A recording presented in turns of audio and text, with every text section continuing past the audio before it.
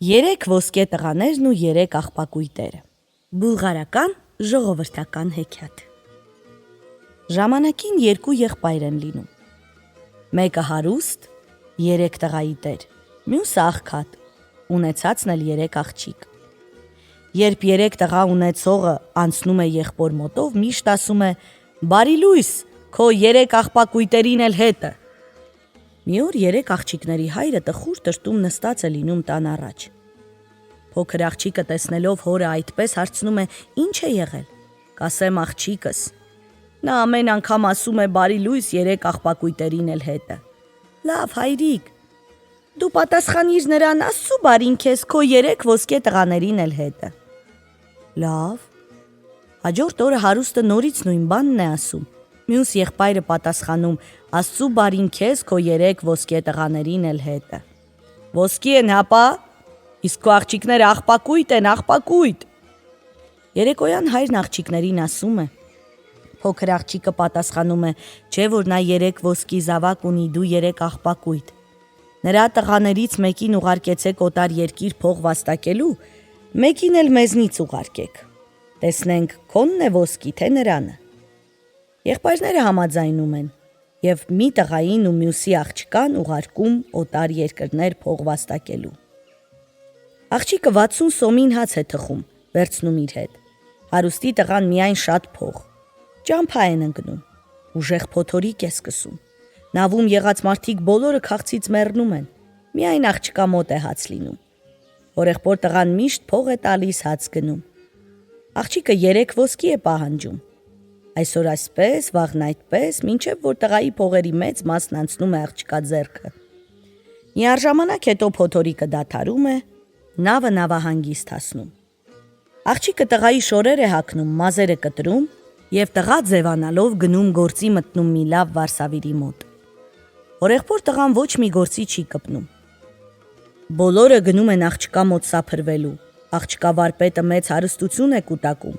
և ավելացնում օգնականի աշխատավարձը։ Այսպիսով աղջիկը նույնպես հարստանում է։ Հորեղբոր տղան այդ ժամանակ արդեն բոլորովին անփող էր մնացել, սկսել էր գողություն անել։ Մի անգամ էլ նրան գողության մեջ բռնում են ու բանտ նետում։ Աղջիկը գնում է բանտ,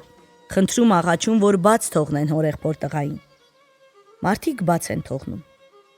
Մի ուրիշ անգամ ավելի մեծ հանցանք է գործում և հասնում կախաղանի դուռը։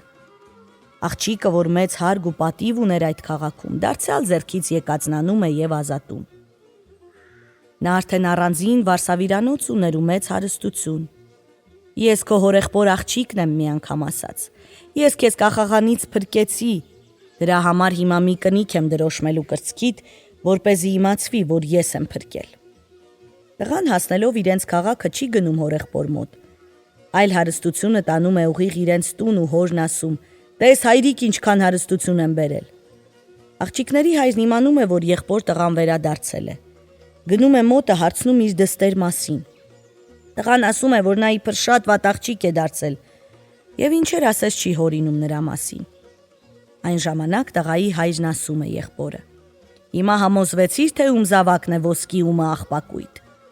Աղջկա հայրը ոչինչ չի պատասխանում։ Շատ չանցած հայրենի քաղաք է վերադառնում աղջիկը։ Նա շատ հարստություն է բերում, բայց տեսնում է, որ հայրն ամենևին չի ուրախանում։ Եվ աղջիկը հարցնում է. «Իսկ որտեղ է այն հարստությունը, որ ուղարկեցի հորեղբորս տղայի հետ»։ «Նա այն ամենը տարավ իրենց տուն», պատասխանում է հայրը։ «Ինչպես թե տարավ իրենց տուն։